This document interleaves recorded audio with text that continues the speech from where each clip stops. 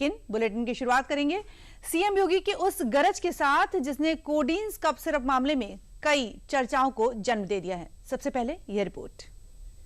आलोक सिपाही है पक्का सफाई, यह भी तय है अखिलेश यादव के साथ उसके फोटो हैं कि नहीं है, क्योंकि जब सरकार की कार्रवाई अपने अंतिम उस तक जाएगी तो आप में से बहुत सारे लोग फतिया पढ़ने के लिए जाएंगे वहां, तो आपको फतिया पढ़ने की लायक भी हम नहीं छोड़ेंगे, तब तक ऐसी कार्रवाई हम कर देंगे। चिंता मत करिए, समय आने पर बुलडोजर एक्शन भी उसकी तैयारी भी रहेगी। दो नमूने हैं, एक दिल्ली में और एक लखनऊ में बैठते हैं।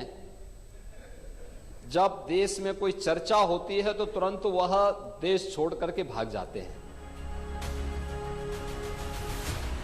चेहरे पर मुस्कान, शब्दों में सपा की दास्तान, बुलडोजर का नाम और आरोपियों को ना बख्शने का काम।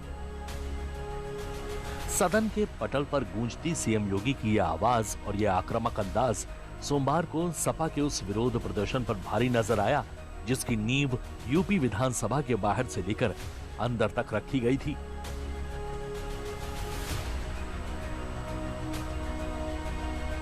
यूपी विधानसभा के बाहर हाथों में कोडीन सिरप कांड के विरोध के बैनर लेकर पहुंचे सपा नेताओं ने सोमवार की सुबह खूब माहौल बनाने की कोशिश की और सदन के अंदर बयानों से सरकार को घेरने की भरपूर कोशिश की, लेकिन सपा की यह रणनीति तब धाराशाही हो गई जब सीएम योगी ने इस मुद्दे पर अपने ही अंदाज में बोलना शुरू किया।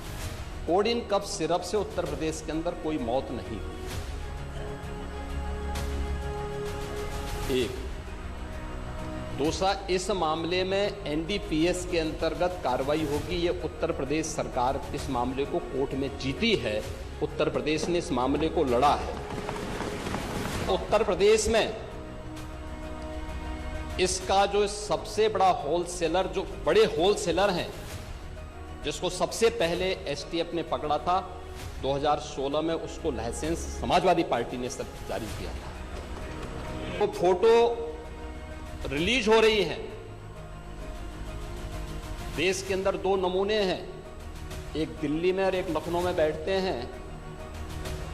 जब देश में कोई चर्चा होती है तो तुरंत वह देश छोड़ करके भाग जाते हैं, और मुझे लगता है कि यही आपके बबुआ के साथ भी हो रहा होगा। वह भी देश से फिर जाएंगे इंग्लैंड की सैर सपाटे में और आप लोग यहां चिल्लाते रहेंगे।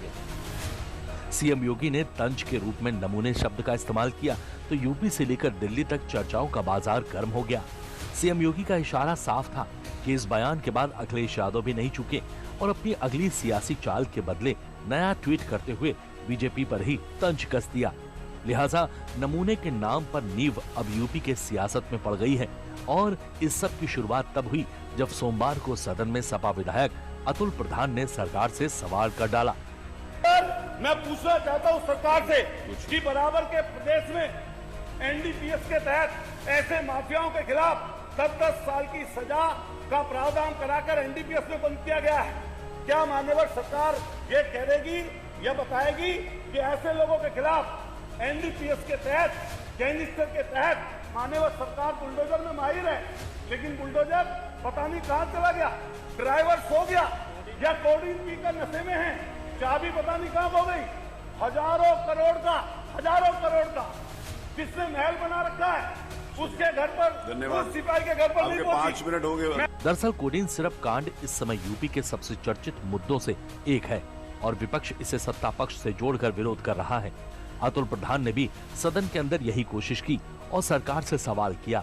इसके बाद इस सवाल पर खुद सीएम योगी जवाब देने उठे और पहले तो सदन में आंकड़ा रखा। यूपी के अंदर कोडीन कप सिरप इसके केवल स्टॉकिस्ट हैं, होलसेलर हैं, इसका यहां पे प्रोडक्शन नहीं होता है। ये मध्य प्रदेश में, हिमाचल में और अन्य राज्यों में होता है, और जो मौत के प्रकरण सामने आए हैं वे मौत के प्रकरण अन्य राज्यों में आए हैं। जिन राज्यों में आए हैं वह जो भी प्रकरण सामने आए हैं, यह तमिलनाडु में बने हुए एक सिरप के कारण सामने आई है। पूरा प्रकरण इलीगल यानी इसमें एडिटेशन का भी नहीं है, यह इलीगल डाइवर्जन का है।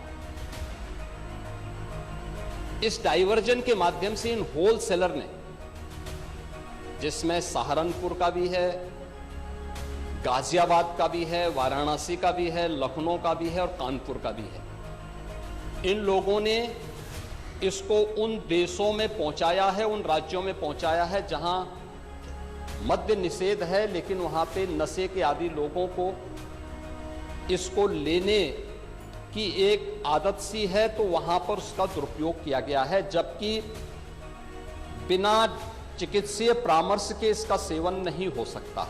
ये कार्रवाई सरकार ने की है और सरकार ने इसके लिए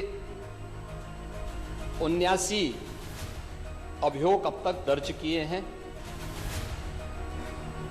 इसमें 225 अभियुक्तों को इसमें नामजद किया है, 78 अभियुक्त अब तक गिरफ्तार हुए हैं, 134 फर्म पर एक छापेमारी की कार्रवाई हुई है।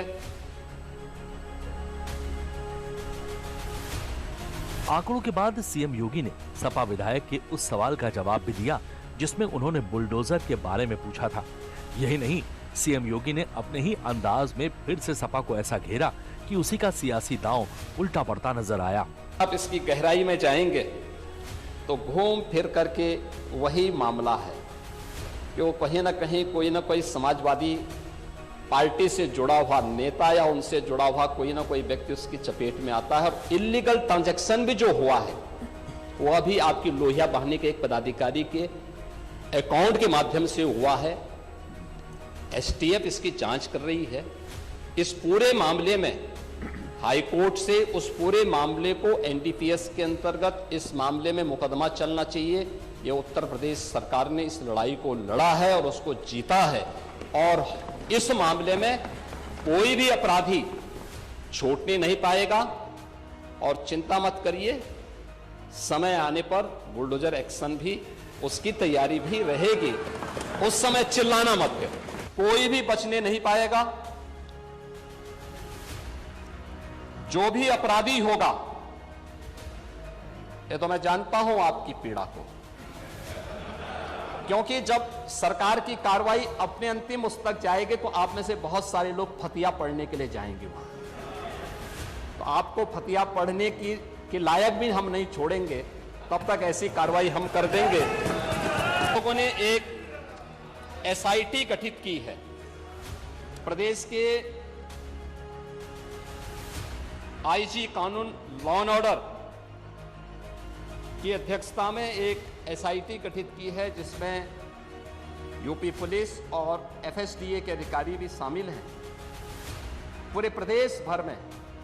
और इसमें कार्रवाई हमारी निरंतर चल रही है, और जो भी इसमें दोषी होगा इसमें हमें इस कार्रवाई करने में कोई संकोच नहीं होगा। अब तक हमने कार्रवाई भी की है, और माफिया के खिलाफ कार्रवाई कैसे होती है, मुझे लगता है समाजवादी पार्टी से अच्छा कोई दूसरा उसका जो है जानकार नहीं होगा। समाजवादी पार्टी तो उसके बारे में बहुत अच्छी तरह पहले से परिचित है कि कैसे माफिया के खिलाफ कार्रवाई होनी चाहिए, और समाजवादी पार्टी की तड़फड़ाहट वह हम उसके माध्यम से समझ सकते हैं। कुल मिलाकर सीएम योगी ने साफ चेतावनी दे दी है कि कोई भी दोषी बख्शा नहीं जाएगा और बुलडोजर एक्शन भी होगा, लेकिन तब विपक्ष शोर न मचाए।